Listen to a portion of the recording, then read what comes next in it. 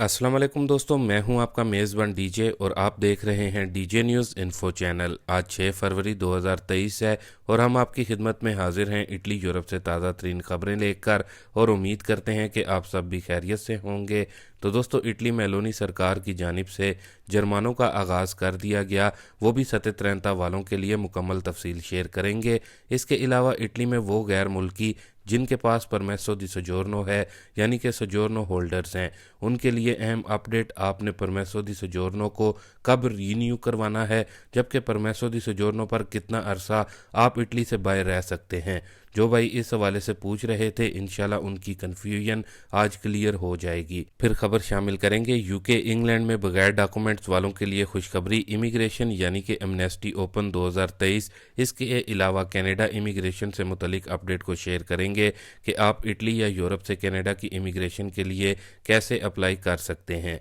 इसके अलावा दोस्तों, रेदितो दी चितादिनांजा से मुतलिक अहम अपडेट और बोनस इरपफ जो कि 1200 यूरो मिलेगा, इससे मुतलिक जो नई अपडेट आई है इससे आप लोगों को आगाह करेंगे।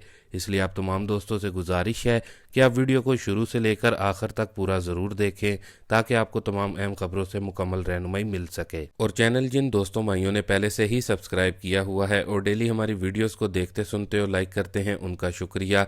और जिन्होंने अभी तक हमारे इस चैनल डीजे न्यूज़ इन्फो को सब्सक्राइब नहीं किया तो आप भी ज़रूर सब्सक्राइब कर लें डेली इटली और यूरोप की खबरों के लिए, और साथ में मौजूद बेल आइकन को भी ज़रूर आल करके प्रेस कर लें ताकि आपको हमारी हर नई आने वाली वीडियो का नोटिफिकेशन पर वक्त मिल जाए। दोस्तों, बाकी की अहम खबरों की जानिब जाने से कबल पहले इटली की नई डिक्रेतो फ्लूसी इमिग्रेशन 2023 से मुतलिक बताते चलें कि नई डिक्रेतो फ्लूसी इमिग्रेशन से मुतलिक फ़िलहाल कोई भी नई अपडेट नहीं आई। इसलिए जो भाई डेली पूछते हैं उनके लिए कोई भी नई अपडेट होगी तो वो फ़ौरन आप लोगों के साथ बजरिया वीडियो शेयर करेंगे। बाकी दोस्तों, जो अपनी पहली न्यूज़ अपडेट आ रही है वो इटली की नई हुकूमत की तरफ से जो जुर्माने आ रहे हैं सतत रहता वालों के लिए।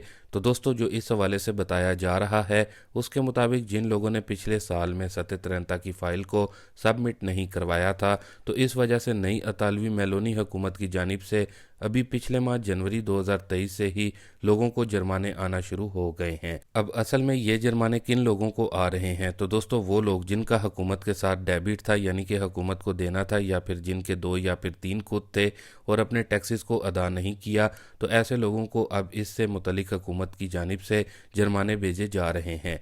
सबसे पहले तो आप में से अगर किसी को सतत रहता से मुतलिक जुर्माना आया है तो आपने कमेंट बॉक्स में ज़रूर बताना है। बाकी इसका हल जो बताया गया है उसके मुताबिक आपने मोडेलो ऊनी को सबमिट करना है और जो थोड़ा जुर्माना है वो आपको FA वेंट्रीक्वात्रो के ज़रिए देना होगा, जिसका वक्त 28 फरवरी 2023 तक बताया गया है। लेकिन अगर आप ऐसा नहीं करते तो आपकी तनख्वाह से भी ये डिडक्शन की जा सकती है।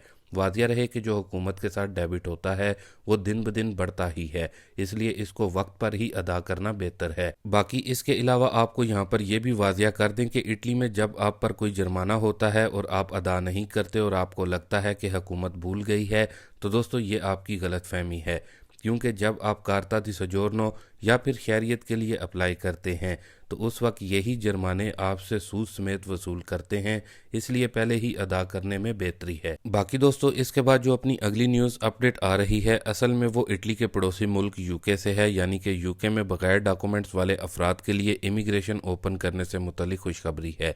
तो ऐसे हमारे दोस्त भाई जो कि यूके में बगैर डॉक्यूमेंट्स के हैं और सालों से यूके में इमिग्रेशन ओपन होने का इंतज़ार कर रहे हैं, तो दोस्तों आखिरकार आपके लिए गुड न्यूज़ है, क्योंकि IMF की तरफ से भी बरतानवी हुकूमत को वार्निंग जारी की गई है, जबकि बैंक ऑफ इंग्लैंड की तरफ से भी कहा गया है कि यूके अगर सेशन में बेहतर तरीके से अगर बाहर आना चाहता है तो इमिग्रेशन को ओपन कर देना चाहिए। ख्याल रहे कि इस वक्त यूके में वर्कर्स की बहुत ज़्यादा शॉर्टेज हो चुकी है, जिसकी वजह से यूके इस रवां साल 2023 में काफ़ी ज़्यादा क्राइसिस का सामना कर सकता है। और दोस्तों, ये भी बताया जा रहा है कि बहुत ज़्यादा चांसेस हैं कि अब यूके की हुकूमत बगैर डॉक्यूमेंट्स वाले गैर मुल्कियों के लिए इमिग्रेशन ओपन करने का ऐलान कर दे। बाकी दोस्तों, इसके अलावा जैसा कि हमने आपके साथ अपनी गुज़िश्ता वीडियो में कनाडा इमिग्रेशन से मुतलिक इटली यूरोप में रहने वालों के लिए शेयर किया था, यानी कि जिनके पास इटली यूरोप की PR है, तो बहुत से दोस्तों की जानिब से इस हवाले से पूछा जा रहा था कि कनाडा के लिए ये जो सारा प्रोसेस है हम इसको किस जगह पर जाकर अप्लाई कर सकते हैं।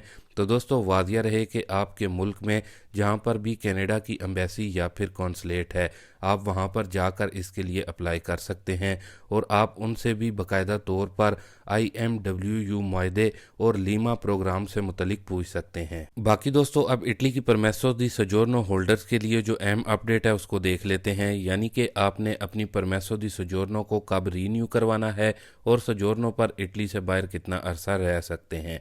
तो दोस्तों इटली के कानून के मुताबिक आपकी परमेसो दी सजोर्नो को एक्सपायर होने में 60 दिन यानी कि 2 माह बाकी हैं, तो आप इसको रीन्यू करवा सकते हैं। जबकि इसके बाद भी यानी कि जब एक्सपायर हो जाती है तो उसके बाद भी आपको 60 दिन का वक्त दिया जाता है जिसमें आप रिन्यूअल के लिए अपनी किट जमा करवा सकते हैं। बाकी यहाँ पर ही आपको ये भी बताते चलें कि अभी इस वक्त इटली के मुख्तलिफ शहरों में परमेसो दी सजोर्नो रिन्यूअल होने के बाद काफ़ी लंबे अरसे में मिल रही है।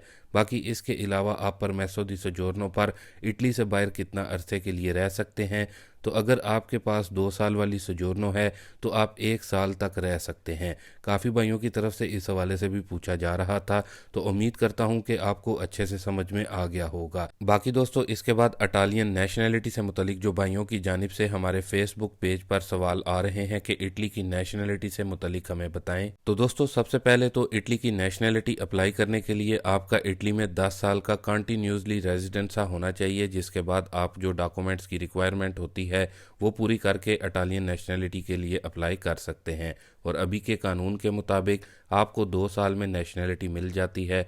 इसके अलावा कुछ भाइयों को ये कन्फ्यूजन थी कि क्या जो नेशनैलिटी के लिए 10 साल का रेजिडेंसी का टाइम पीरियड है, इसमें क्या हम अपने मुल्क में नहीं जा सकते। तो दोस्तों आप बिल्कुल अपने मुल्क में जा सकते हैं अगर आपके पास इटली में परमेसो दी सजोर्नो या कार्ता दी सजोर्नो यानी कि लीगल स्टेटस है, तो आप अपने मुल्क में जा सकते हैं। ख्याल रहे कि 10 साल बाद आपको इटालियन नेशनैलिटी अप्लाई करने का राइट दिया जाता है।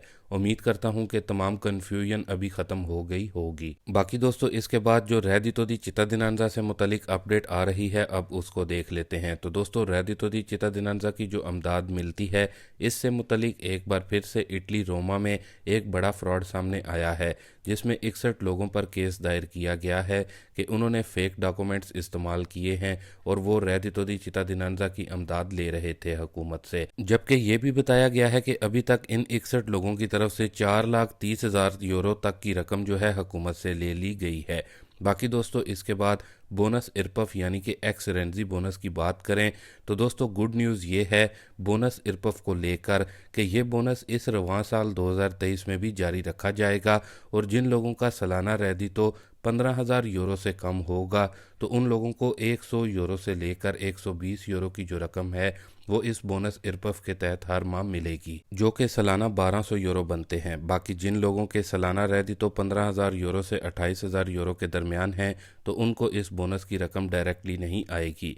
बाकी दोस्तों ये थी अभी तक की कुछ अहम और ख़ास खबरें इटली यूरोप से। अभी के लिए दें इजाज़त अपने मेज़बान डीजे को। अल्लाह हाफिज़।